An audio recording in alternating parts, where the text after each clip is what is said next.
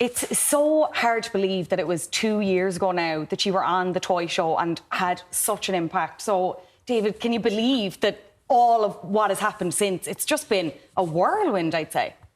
No, we can't believe it.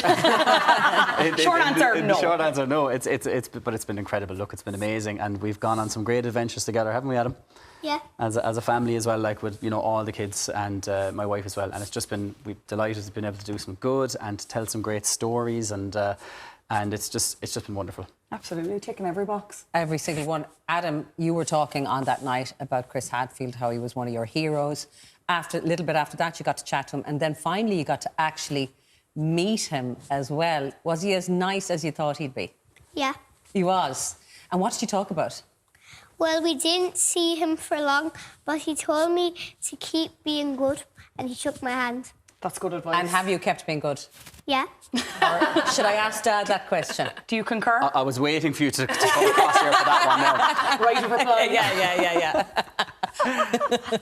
He's very good. He's very great. good. He's very good. Most of the time.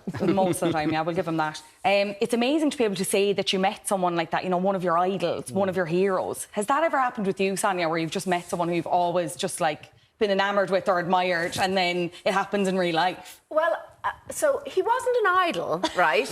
But I was a minor fan, but I met Robbie Williams, and he was the one who I went a little weak over, I have to say. He tried on my glasses, and, we hung out. You look very cosy now there, it has to be said. We had a nice time. Yeah, I fell a little bit in love with him then. Yeah, he was very cool. Understandably, yeah. Absolutely. I think I'd be a little bit weak myself. Yeah. Adam, when you came on the toy show and you had your virtual hug, it hit everybody in the heart. At the time, we couldn't all be together, and it was a time where people were feeling loneliness in a big way. But you brought this hug on and it just hit everybody.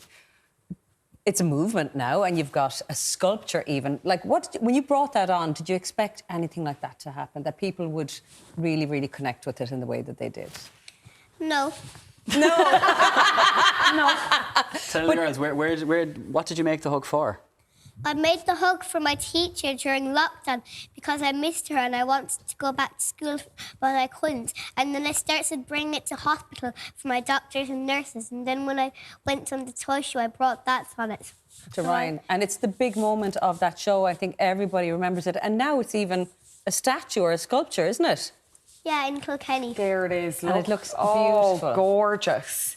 And people can go there and kind of feel because that's what it was about, wasn't it? It just brought a feeling, didn't it, Dad? It was the most amazing thing, and I think I've said before, I really think that Adam and the hug kind of tapped into something that we all needed, but we couldn't give voice to it or words to it, and it just became that thing. And now, like you said, thanks to Kilkenny County Council, it's a beautiful statue now in Kilkenny, and it honours, I guess, our resilience during the pandemic and the resilience of everybody, and reminds us to connect with people. Because I said a few words on the day, and I was trying to think people that have their own statues, and the only one I could think of, maybe I'm showing my age, was Rocky Balboa, having his own statue, and how much of a legend he was, and how the whole city of Philadelphia loved him, and I think that's a good fitting comparison for you, Adam. It absolutely is, because we all love Adam. Couldn't agree more. You mentioned there about the changes you've been able to make and inspiring children and telling these new stories, along with this new book, Sir Adam the Brave and the Moody Monsters, becoming a children's author yourself. Can you tell us a bit about this new book? What's it about? Well, this book, and we are so proud of this, and we're extra proud that last night, we can't believe this, but it's been shortlisted for the An Post Junior Children's Book of the Year. Amazing! So we're very thank you so much. We're really proud. Yeah, and beyond honoured and so grateful to An Post and to Penguin and to our beautiful illustrator Rhiannon, who's just done a beautiful, isn't it beautiful? It's gorgeous. Gorgeous. I love it so much. So it takes place. Well, look, go on, Adam. You tell it. You're the star of the book. What's it about? Where does it take place? It takes place in the magical kingdom of Wumpy. Okay.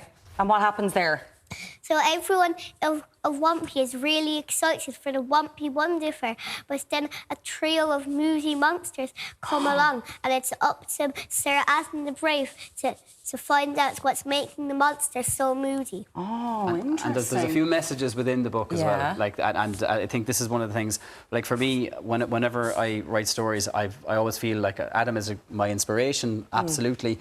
But I always feel like I'm writing not just about Adam, but I'm writing to Adam. And I guess one of the things I wanted to kind of, I suppose, write to Adam with the story is that, like, I suppose the Adam that everyone sees and sees here and now is like, and sorry, Adam, talking about it, like you're not here now, right?